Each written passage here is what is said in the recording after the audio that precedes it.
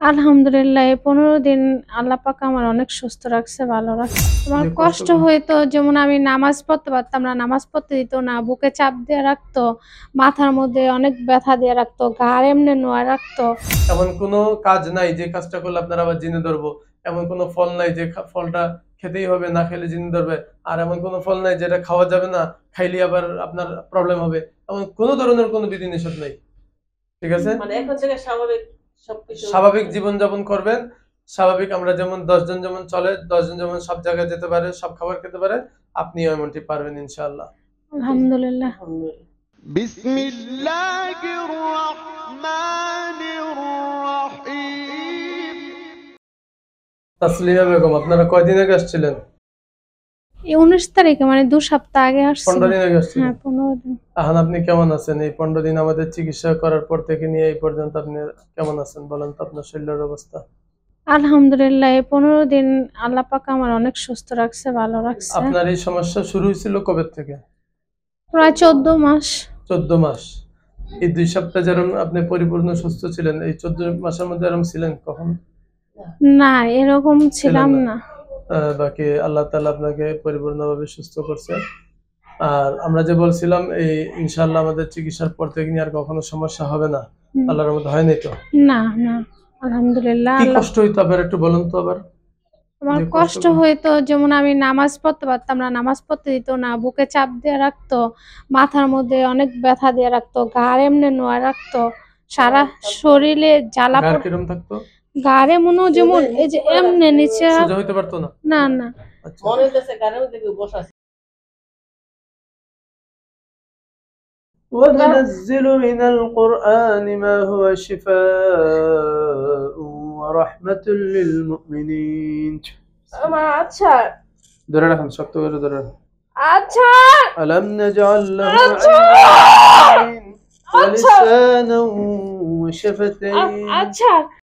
আবার যেমন আমি দাঁড়াইলে যেমন আমি টাইপে যেতাম, এত ওজন এত ভারী থাকতো, আর সারা শরীরে জ্বালা পোড়া দিয়ে রাখতো, জ্বর দিয়ে কিছু রাখতো, খেতে পারতাম না। খাইতেও কোনো দিত কিছু না। খেতেও পারতেন না? না। এখন তো খেতে পারেন?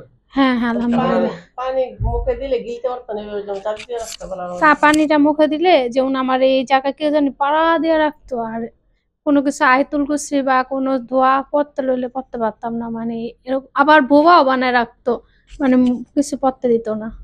তার মানে আপনার অনেক রকমের কষ্ট দিছে? হ্যাঁ, হ্যাঁ, অনেক কষ্ট পাইছে। অনেক কষ্ট দিছে। এই রমজান মাস অনেক কষ্ট পাইছে, তারপরে রমজানের রোজা ছাড়ি নাই। আলহামদুলিল্লাহ, আলহামদুলিল্লাহ, আল্লাহ তাআলাই শিফা দিয়েছেন।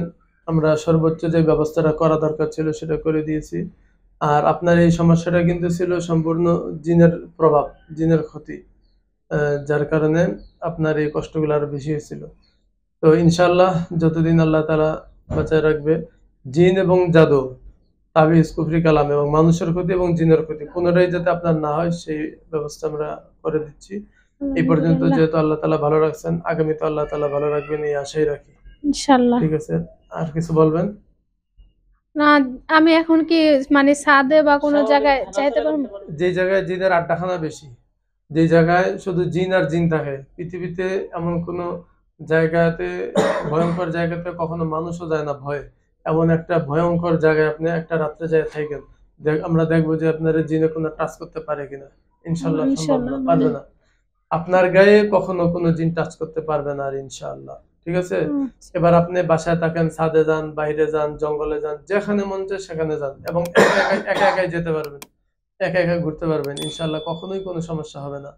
তার প্রমাণস্বরূপ তো আমরা দেখলামই আমাদের ট্রিটমেন্টের পর থেকে আপনি 14 মাসে যতটুকু পরিবর্তন আপনার হয়নি, আল্লাহর রহমতে এখন তো হয়েছে। এই 15 দিন তো আপনি পুরোপুরি সুস্থ ছিলেন। হ্যাঁ, আলহামদুলিল্লাহ। ঠিক আছে, আপনার জন্য হুজুর এরকম ছিল না, ওই নতুন একটা বাড়ি করছো তো, বাড়ি করার পরে একটার পর একটা সিরিয়াল রুগী আসবে। একটার পর এক কথা ছিল যে আমরা আগে যখন ট্রিটমেন্ট করছিলাম আমাদের কিছু খাবারের বিধিনিষেধ দিয়েছে, এখন কি সব খেতে পারবে? খাবারের বিধিনিষেধ দিয়েছিল? জি, মানে কে দিয়েছিল? ওই আগে যে কবিরাজ চিকিৎসা বলেন। করছিলাম। মানে আমি মরা বাড়িতে যেতে পারবো কিন্তু কিছু খাইতে পারবো না, আমি আমার ছেলে। তারপরে আবার ছিল পানিতে ডুব দেওয়া, আপনিও খেতে পারবেন না, আপনার ছেলেও খেতে ছেলে পারবে পারবো না। না। এটা একটা বিধিনিষেধ না? আরেকটা বলছে আরেকটা কি? পানিতে ডুব দিতে পারবো না, ছেলেও না, আমিও না। আচ্ছা, চারটা ফল আছে, যেমন আপেল, আনার, মালটা, ওগুলি খাইতে এগুলি পারবো? খাওয়া যাবে না। না। আপেল খাওয়া যাবে না, মালটা খাওয়া যাবে না, আনার আর আনার কমলা। খাওয়া যাবে না, কমলা খাওয়া যাবে না। হ্যাঁ। আচ্ছা, এগুলা কি হারাম ফল? না না, না, হালাল আমাদের ফল। নিষেধ দিয়েছে, এজন্য জিজ্ঞেস হারাম না হালাল? হালাল অবশ্যই। যে খাবার আল্লাহ তাআলা হালাল করেছেন, এটা আমি কিভাবে হারাম করি আপনার জন্য? আর এমন আমি আপনাকে বলে দিলাম আজকে থেকে, আপনি বেশি করে গোসল করবেন পুকুরে যাই, তারপরে ডুব দিবেন, তারপরে এই খাবারগুলো বেশি করে খাবেন। তারপর আর কি বলছে, মরা বাড়িতে যাই কিছু না খেতে। হ্যাঁ। আপনার এক আত্মীয় মারা গেছে, এখন আপনারা খাবার সাধলো, মেহমানদারি করলো, আপনি যদি সেখানে না খান, তারা কি মনে করবে আপনারে? আর আপনি যদি মনে করেন যে বলেন যে আমার লগে একটা জিন আছে, আমি যদি আপনাদের বাসার খাবার খাই তো আমার জিন আবার পাড়াই ধরবে, বুঝেন নাই? না, এরা না, বলছে আরেকটা যে- কথা হুজুর, আচ্ছা, এগুলো তো মানছেন আপনি, মানেন নাই? আরেকটা কথা হুজুর, মানার পরে কি আপনার উপকার হয়েছিল? না, না, তাহলে এই সমস্ত কথা মেনে লাভ কি? আরেকটা কথা হুজুর জিজ্ঞেস করে, হ্যাঁ, আর বলতাছে যে উনি অনেকগুলা জিন পাঠাইছে তো অনেকগুলো আটকে রাখছে, এই কারণে এগুলো আমাকে নিষেধ বাজে দিছে। কথা, বাজে কথা। এই সমস্ত কথা বাস্তব না, আর ইসলামের সাথে এগুলোর কোনো মিল নাই। আর আমরা তো দেখছি, আপনি তো 14 মাস চিকিৎসা করছেন, 14 মাস তাদের পরামর্শ মানছেন, না খেয়েছিলেন, বাইসা ছিলেন, যেমনে যেমনে বলছেন এমনি তো ছিলেন। এই সবকিছু মানার পরেও তো আপনি একদিনের জন্য সুস্থ হন নাই, না, না, না, এক রাতের জন্য সুস্থ হয়েছেন, না, মানে কোনোদিন কোন এক মুহূর্তের জন্য সুস্থ হন নাই, মানে একটু হয়েছি আবার সাময়িক। হ্যাঁ, আবার এই কষ্ট কিন্তু স্থায়ী তো কোনো সমাধান পান নাই। না, তো এখন তো আল্লাহ তাআলা স্থায়ীভাবে আপনাকে সমাধান দিয়েছেন, এক নাম্বার। আর আমি বলেছি যত বিধিনিষেধ আছে সব বিধিনিষেধ মানবেন আল্লাহ তাআলার। আল্লাহ তাআলা যে কাজ করতে বলছেন সেই কাজ করবেন, আল্লাহ তাআলার যেটা নিষেধ এটা মানবেন।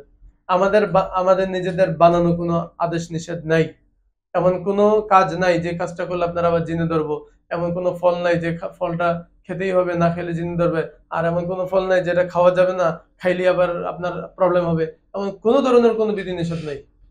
ঠিক আছে? মানে এখন থেকে স্বাভাবিক সবকিছু স্বাভাবিক জীবনযাপন করবেন, স্বাভাবিক আমরা যেমন 10 জন যেমন চলে, 10 জন যেমন সব জায়গায় যেতে পারে, সব খাবার খেতে পারে, আপনিও এমনটি পারবেন ইনশাআল্লাহ। আলহামদুলিল্লাহ। আলহামদুলিল্লাহ। ঠিক আছে, আর কিছু? না। ঠিক আছে, ভালো থাকেন, সুস্থ থাকেন, দোয়া রইলো, আর আমাদের জন্য দোয়া করবেন। ইনশাআল্লাহ। আল্লাহ হাফেজ। হুজুর, আপনি বল কথা বলতেছিল নতুন বাড়িটা করার পরে ওনার সেই ঝামেলা গেলই। আর আমার শাশুড়ি আছে, শাশুড়ি মনে করে নামাজ পড়তে গেলে গান গায়, ওই এমুক করে এমুক করে ভয় দেখায়। ছাদের মধ্যে মানে অনেক লাফালাফি করে, কে লাফালাফি করে? কে করে কোথায় কে রাত্রে বেলা দেখে কে? দেখায় না, এমনি শব্দ শোনা শব্দ যায়। শুনে? হ্যাঁ, আচ্ছা যাক, আমি তো আপনারে দেখছি, হ্যাঁ। সুতরাং আপনি সুস্থ হয়ে গেছেন, আপনার এই লেনের আর কোনো সমস্যা আল্লাহর মধ্যে নাই। বাকি আর অন্য কেউ যদি এগুলো ফেস করে সেই ক্ষেত্রে তাকে নিয়ে আসতে হবে। জি, জি, অবশ্যই। ওনাকে না নিয়ে আসলে তো আমরা এগুলো বুঝবো না। না ওনাকে যদি দেখে ওই নামাজ পড়তে পারে, ফজর নামাজ, আপনি গান গাইবো, ওইটাও যদি আমরা যদি এই জাতীয় কোনো সমস্যা পাই ওনার মধ্যে, তাহলে আমরা ট্রিটমেন্ট করবো, বাকি ওনাকে নিয়ে আসতে হবে। এখন কি হুজুর, আমি কি এমনি কোনো আমল করতে পারবো যে এটা করলে যে আপনি বললেন শরীর বন্ধ, আপনি না, এমনি না। করে দিছেন? কথা বুঝেন, এমন কোন আমল নাই যে আমলটা না করলে আমাকে আবার জিনে ধরবে, আমি তো বলেই দিলাম সব। হ্যাঁ, কিন্তু আপনি যদি আমল করেন, দোয়া পড়েন, মাসনুন দোয়া হিসেবে করবেন, দোয়া আছে, আয়াতুল কুরসি আছে, ফালাক নাস, এমনি দোয়া হিসেবে করেন। বাকি এমন কোন সিস্টেম নাই বা এমন কোন আমল নাই যেটা না করলে আবার আপনাকে জিনে ধরবে, আবার আপনার ক্ষতি করবে, আবার আপনার বিরুদ্ধে চালান দিবে, আবার কুফরি কালাম করবে। না, না, আসলে উনি বলতে চাইছে যে এমন কোনো কিছু শিখিয়ে দিবেন যাতে আর উনি আমি তো- নিয়মিত পালন করে বা নিয়মিত- মানে আমি তো নিয়মিত আয়াতুল কুরসি পাঠ করতেছি, সূরা ফালাক নাস পুরা শরীর বন্ধ করতেছি, সকালে একবার, সন্ধ্যায় একবার, আবার রাত্রে আমি শোয়ার এগুলা সময়। তো সব করতেছেন, কিন্তু তখন আপনি আক্রান্ত ছিলেন এবং প্রপারলি যে ট্রিটমেন্ট এটা আপনার না হওয়ার কারণে আপনি এত কিছু আমল করার পর আপনাকে ডিস্টার্ব দিয়ে গেছে এই 14 মাস যাবত। হ্যাঁ, কিন্তু এখন তো আপনার ট্রিটমেন্ট হয়েছে, আপনি সুস্থ হয়ে গেছেন। আলহামদুলিল্লাহ। সুতরাং এখন যদি আপনি আমল কোনোদিন নাও করেন কোনো সমস্যা নাই, আপনি আমল করেন না, আমল তো করবেন আল্লাহর জন্য। হ্যাঁ, এমন তো জিনের ভয়ে তো কোনো আমল নাই না, যে আমি জিনের ভয়ে আমল করতেছি, এই আমলটা না করলে আমার আবার জিনে ধরবে, না, বিষয়টা তো এটা তো এমন আমি না। আগে থেকে করতাম। হ্যাঁ, বাস আগে থেকে করতেন, সুন্নত হিসাবে, মাসনুন দোয়া হিসাবে আপনি আমল করেন, এছাড়া আর কোনো সমস্যা নাই। আচ্ছা, ঠিক আছে, ভালো থাকেন। আলহামদুলিল্লাহ। আচ্ছা।